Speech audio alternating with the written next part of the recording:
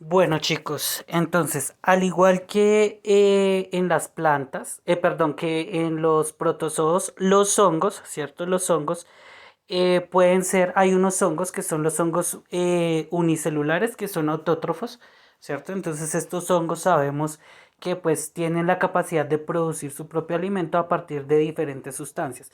Esos son los hongos unicelulares, que básicamente son lo que se conoce como levaduras, ¿listo? Las famosas levaduras. Son hongos que tienen la capacidad de producir su propio alimento y como resultado de este generan unas sustancias de excreción que son el alcohol, ¿cierto? Por eso las levaduras son utilizadas para fermentar o producir bebidas alcohólicas o para producir este tipo de productos y también liberan grandes cantidades de dióxido de carbono. Por eso la levadura también se utiliza para el pan.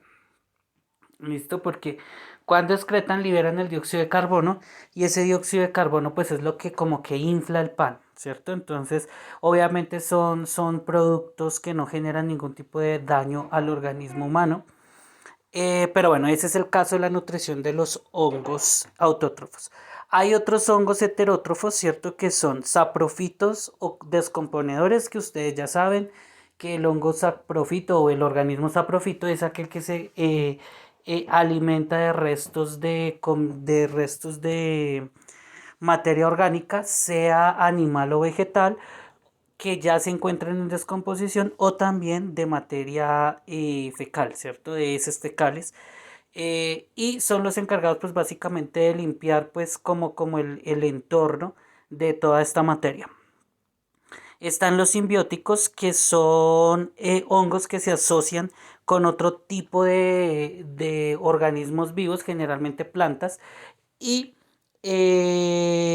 se asocian entre sí, permitiendo que al unirse a las estructuras de estos otros organismos puedan absorber parte de los nutrientes que esos otros organismos están produciendo, pues están no produciendo, sino liberando por sus procesos de digestión y demás. En el caso de las plantas, pues sí los producen ellas mismas, pero no les generan daño, ¿cierto? No son organismos patógenos que con esa relación que se está generando simbiótica puedan realizar algún tipo de daño al huésped, ¿cierto? Sino que sencillamente pues se aprovechan de él, pero pues el otro organismo no tiene ningún tipo de daño.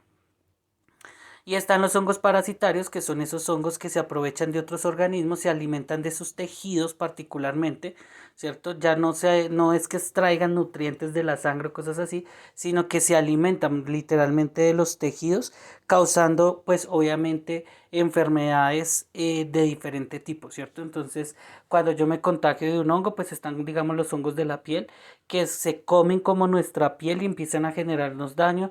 Hay otros hongos que viven dentro de nosotros, se alimentan de nuestros nutrientes y cuando excretan liberan toxinas y esas toxinas se van acumulando en nuestro cuerpo y nos van intoxicando y pues es lo que genera pues el proceso de enfermedad.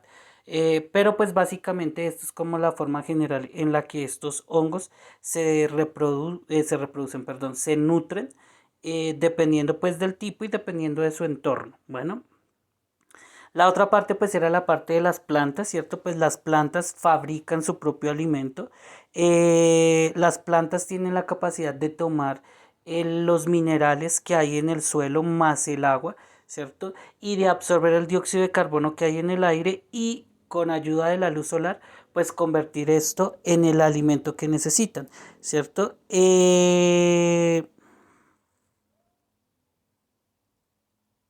Entonces vamos a tener en cuenta pues que hay tres etapas para esto, que pues como les digo, la primera es la absorción, la toma de los diferentes sustancias minerales del suelo y el agua y la toma del dióxido de carbono que hay en el ambiente. Bueno, como les digo, entonces, qué utilizan las plantas generalmente? Utilizan agua y minerales, ¿cierto? Que toman del suelo a través de las raíces y también utilizan gases que forman parte del aire que pueden absorber por sus hojas. En este caso, el gas es el dióxido de carbono y utilizan la luz del sol. ¿Listo? Entonces, con esos componentes, las plantas están en la capacidad de fabricar otro tipo de sustancias que tienen una mayor complejidad, que son los carbohidratos o azúcares, los cuales pues utilizan para producir la energía bioquímica para realizar el resto de sus funciones. ¿Listo?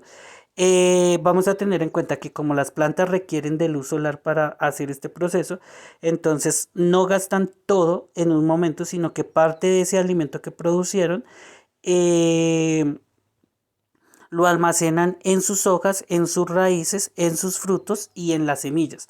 ¿Listo? Para poderlos utilizar posteriormente. Es por eso que las frutas son dulces.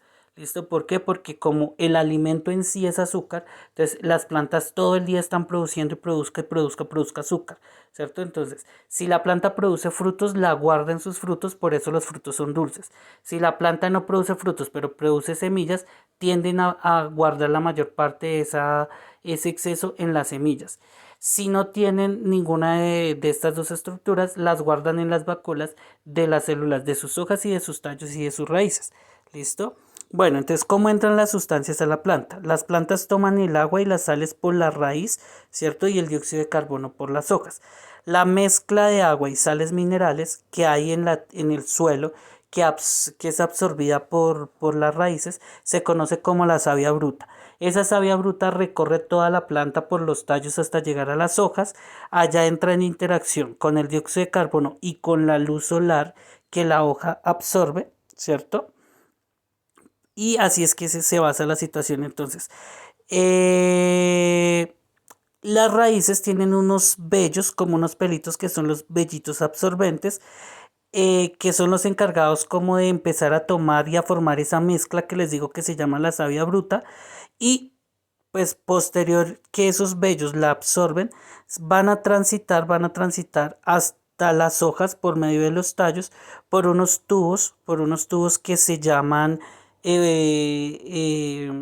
xilema. ¿Listo? El xilema, que es el encargado de transportar pues esa savia bruta desde las raíces hasta las hojas. Bueno, por otro lado, el dióxido de carbono entra a las hojas a través de unos pequeños poritos, unas aberturas que se llaman los famosos estomas. ¿Listo? Entonces, esos pequeñitos poritos que hay en las hojas que tienen la capacidad de abrirse y cerrarse son los que permiten que entre el oxígeno, ¿cierto? Y posteriormente todos los procesos de que realiza la planta se libera oxígeno. ¿Listo? Entonces, la planta, a diferencia del resto de los seres vivos, respira, absorbe dióxido de carbono y elimina oxígeno. ¿Listo? Por eso es que las plantas o el Amazonas, que tiene tantas plantas, se considera como el pulmón del mundo. Porque la planta, ¿cierto?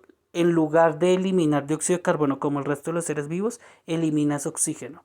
¿Listo? Y en lugar de tomar de la atmósfera el oxígeno, lo que hace es tomar el dióxido de carbono que hay, que es tóxico para el ambiente, es uno de los gases de efecto invernadero. Por eso las plantas son tan importantes. Bueno, la fotosíntesis como tal. Entonces, la fotosíntesis es el proceso que realizan las plantas ya como tal para fabricar su alimento. Entonces, esta se lleva a cabo en las hojas, ¿cierto? ¿Qué es lo que pasa? Como el agua, la savia bruta, que es el agua y las sales minerales, llegó a esas hojas, ¿cierto? Ahí esa savia bruta se mezcla con ese dióxido de carbono que entró por los estomas y con la luz del sol, ¿cierto? Y se transforma en algo que es la savia elaborada. ¿Qué es la savia elaborada? La savia elaborada es la mezcla del alimento con agua que la planta ha formado, ¿listo?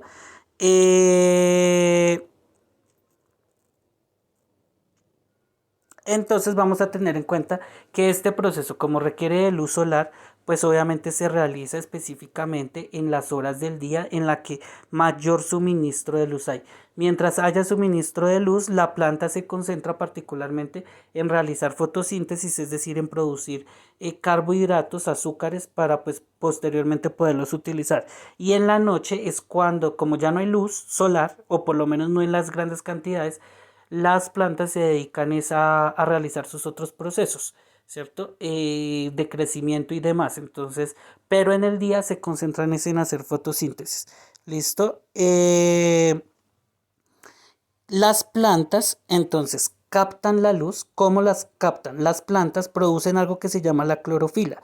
Esa clorofila es una sustancia de color verde que tiene la capacidad de absorber la luz. ¿Listo?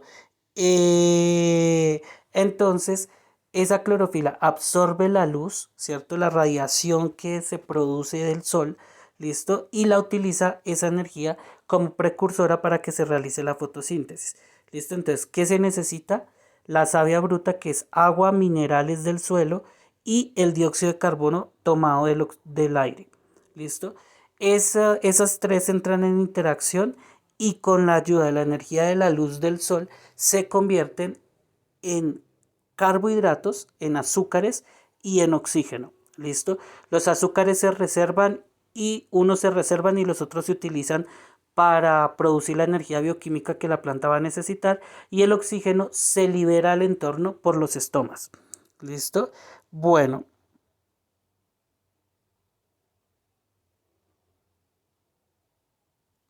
y vamos a tener en cuenta que ese oxígeno que las plantas liberan al entorno, es el oxígeno que nosotros, el resto de seres vivos, utilizamos para respirar, ¿cierto? Entonces, de ahí la importancia de la nutrición de las plantas, porque cuando ellas se nutren, hacen fotosíntesis y como resultado como consecuencia de esa fotosíntesis, limpian el aire de dióxido de carbono porque se lo quitan y lo absorben, ¿cierto? Y lo reemplazan liberándole todo ese oxígeno que produjeron y lo liberan a la atmósfera para que nosotros lo podamos respirar.